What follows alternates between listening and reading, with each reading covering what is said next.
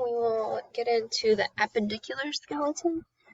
The appendicular skeleton is made of your appendages and your shoulder girdle or your pectoral girdle, as well as your pelvic girdle or your hip girdle.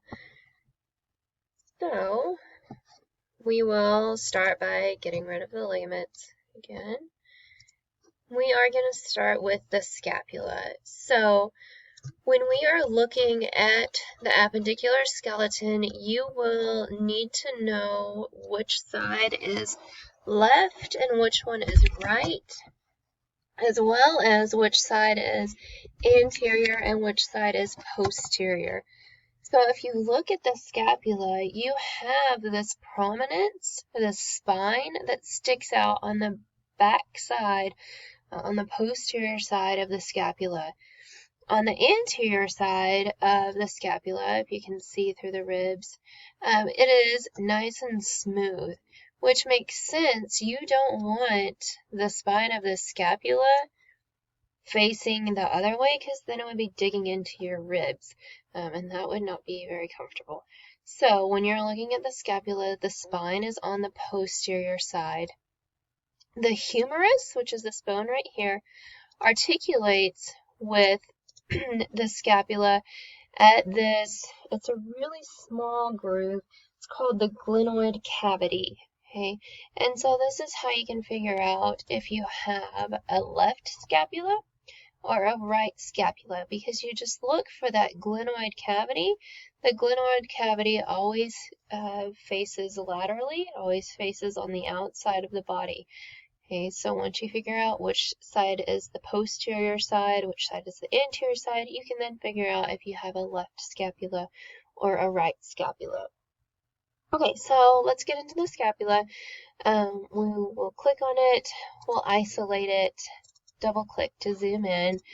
Okay, so you can see the anterior side is nice and smooth. The posterior side has this big spine on it. We'll go ahead and look at the details. So for the scapula, okay, you need to know which side is medial and which side is lateral. The lateral side is the side that articulates with the humerus. Okay, so this would be the lateral border right here. And then the medial border, okay, is this lime green side because it's on the medial side of the scapula. Okay, you have your superior angle and you have your inferior angle. Okay, so superior means it's on the top, so here's that superior angle. And then inferior, okay, means it's on the bottom, so here's the inferior angle. Okay, if you look at it from this direction, you need to know that this is the anterior side, so this would be lateral, and this would be medial, superior, and inferior. Okay, I already kind of talked about the glenoid cavity. It's this, I guess, like periwinkle color right here. Okay, it's a very, very shallow cavity. If you can see, it's not a very deep cavity. This is where the head of the humerus articulates with the scapula. The humerus, I mean, it's not a very deep cavity, so your shoulder is pretty easily dislocated because it's not a nice deep ball and socket joint like you see in your hip, okay, with your femur and your pelvic bone.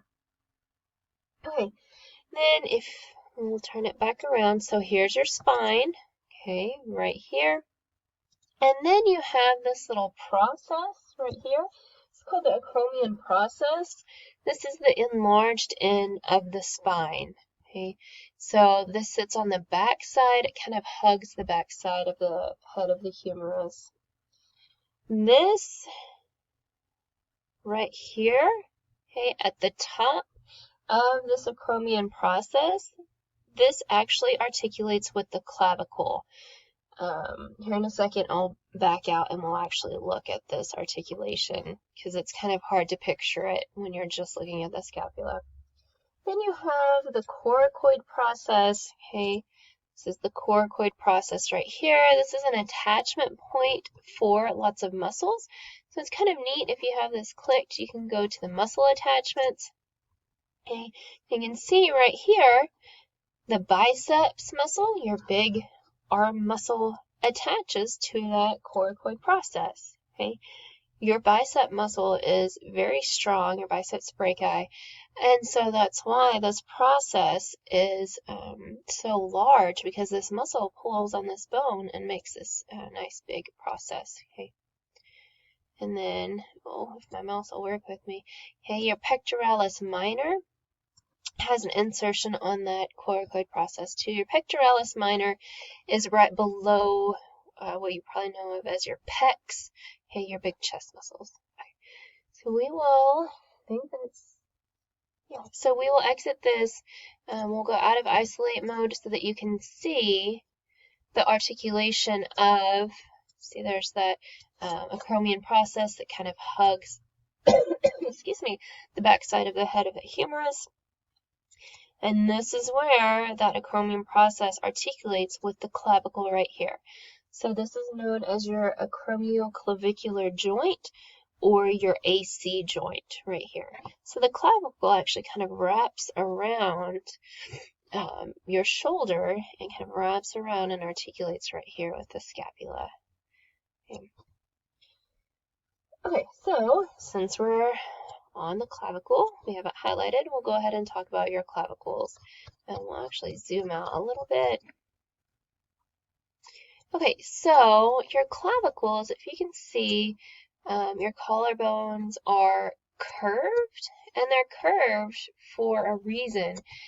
If you've ever fallen and broken your clavicle, fallen with outstretched arms, your clavicle will actually break out because of the way that it's curved. So it will break anteriorly so that it doesn't, if it broke posteriorly, you'll have some pretty important arteries and veins right here, like your jugular. And so you want to make sure that this clavicle doesn't go and sever any of those important blood vessels. Okay, so if you are looking at your clavicle, okay, it curves out and then back. So if you feel your collarbones, you can feel how it curves anteriorly and then posteriorly. So it curves out and then curves back. This is how you can differentiate between a right and a left collarbone. And the way that you can tell if it's the medial side or the lateral side, you can really see it here. The medial side is kind of cone-shaped at the end. It's more rounded. The lateral side is nice and flat. Okay, so let's look at some details of the clavicle. Okay, and then so you can see this nice rounded medial side. This is called the sternal end. So the sternal end is where the clavicle articulates with the sternum. Then the nice little flattened end, this is the acromial end. This is where the clavicle articulates with that acromion process. So here, where the clavicle attaches to the sternum, or articulates, it forms that sternoclavicular joint, or the SC joint. Excuse me. Okay, and then if you rotate it around, okay, you see this little tubercle right here. It's called the conoid tubercle. This tubercle is always on the posterior side, and it's on the bottom of the posterior side. So it's not illustrated very well here, but if you're looking at a, oh, come on, rotate. If you're looking at a model, this tubercle will be on the bottom side and on the back side. So that's how you can differentiate between a right and a left clavicle and the superior and inferior side of the clavicle. And you look for this tubercle. It's always on the back side and always on the bottom. Okay. Then you can also differentiate. Okay, the rounded end is medial. The flattened end is lateral. The rounded medial end is the sternal end. The flattened lateral end is the acromial end. Okay. The clavicle is probably one of the harder ones to differentiate between the right and the left clavicle. Just go through visible body and practice on here, turning them around, getting familiar with the different sides. I will probably have a clavicle bone sitting out on the table, and I will ask, is this a left clavicle or a right clavicle? Are you viewing the superior side or the inferior side? Okay, so you'll need to know how to differentiate between all of that. Okay,